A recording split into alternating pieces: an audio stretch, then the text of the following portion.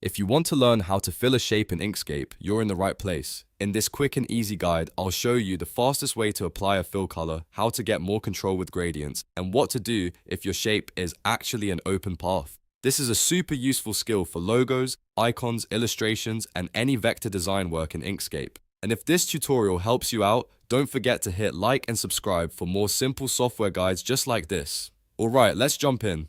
First, select the shape you want to fill. To do that, use the selection tool, which is the arrow tool, or just press S on your keyboard. Once your shape is selected, you're ready to apply a fill color.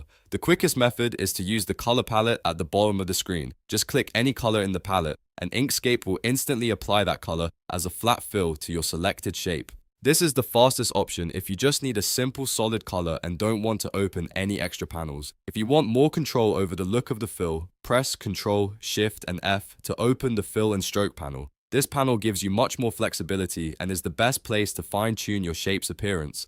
Once the panel opens, make sure you're on the Fill tab, because that's where you control the actual fill color. Inside the Fill tab, you can choose different fill types. The most common option is flat color, which gives you a solid single color fill.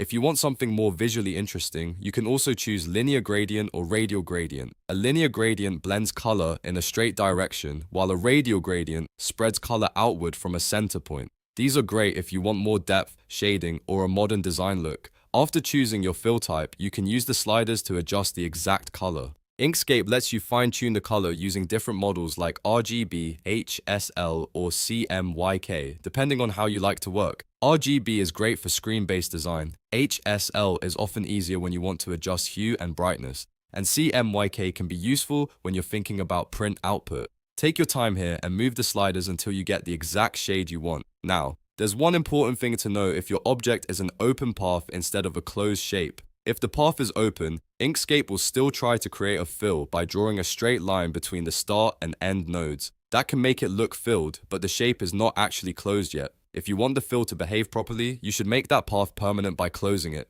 To do that, switch to the node tool by pressing N. Then click on the end nodes of the path and join them together so the path becomes closed. Once the path is closed, the fill will work correctly and you'll have a clean, proper shape for editing and design work. And that's it. Now you know how to fill a shape in Inkscape, from a quick one-click color fill to more advanced gradient control, plus how to handle open paths the right way. If this video helped you, please give it a thumbs up, subscribe to the channel, and turn on notifications so you don't miss the next easy Inkscape tutorial. Thanks for watching, and I'll see you in the next one.